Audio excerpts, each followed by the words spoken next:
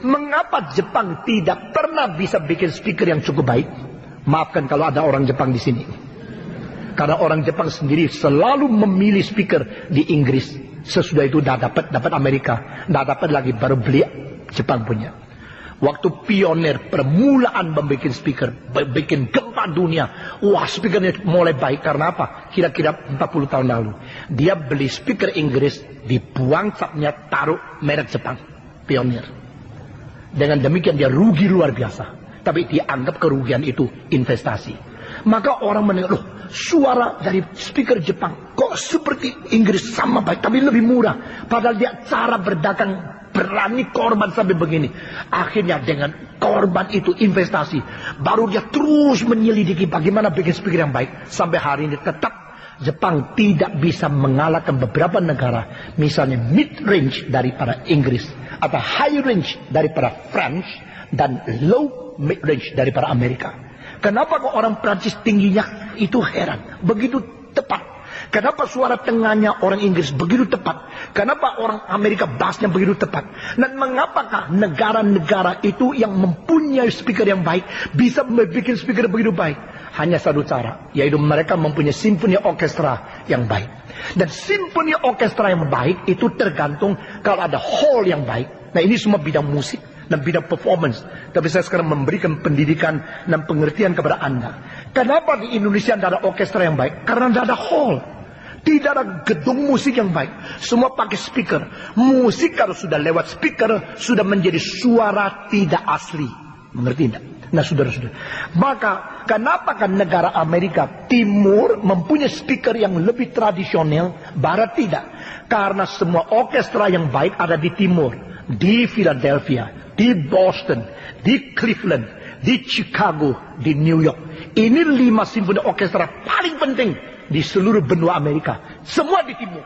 Itu sebab pada waktu orang namanya Bose dari Belanda, profesor di MIT, membuat speaker Bose yang dipakai di sini. Sudah, ini speaker Bose yang versi agak kuno. Itu karena dia mengetahui bagaimana meniru suara yang asli. Nah, kalau dia selalu pergi ke konser hall, dia mengetahui drum, suara gema akhirnya bagaimana akhirnya. Lalu dia masuk ke dalam speaker, ini tidak cocok.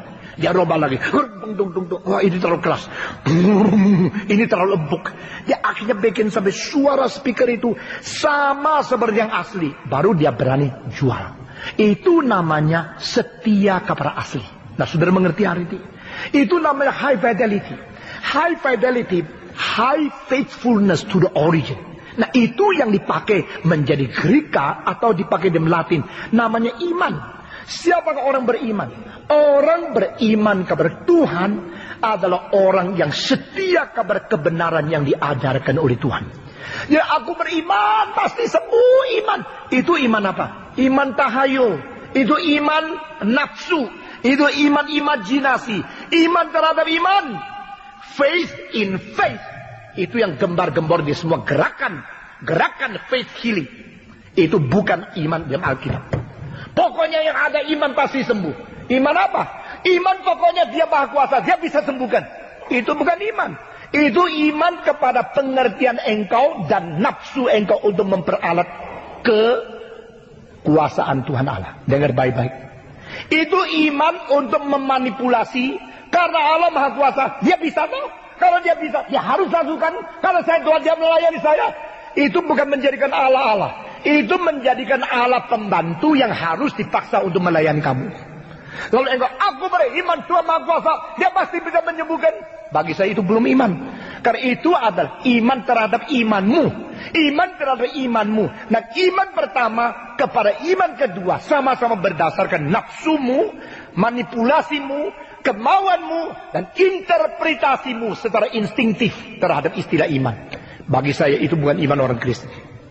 Saudara, banyak kebaktian seperti orang disembuhkan. Coba orang yang disembuhkan 5 hari lagi pergi ke rumahnya, kumat kembali. Apa maksudnya? Imannya sekarang mundur. Imannya mundur.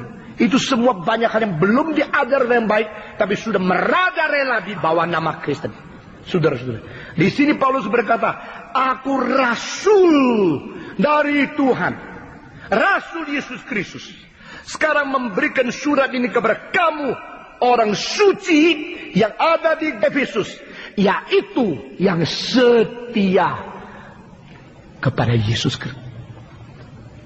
Fidelity, setia. Jikalau speaker yang baik adalah mengutarakan, mereproduksikan suara yang mirip sesetianya kepada asli, maka saya mau tanya, kalau engkau belum pernah mengetahui apa itu yang asli, bagaimana engkau bisa mengatakan ini benar, itu tidak benar?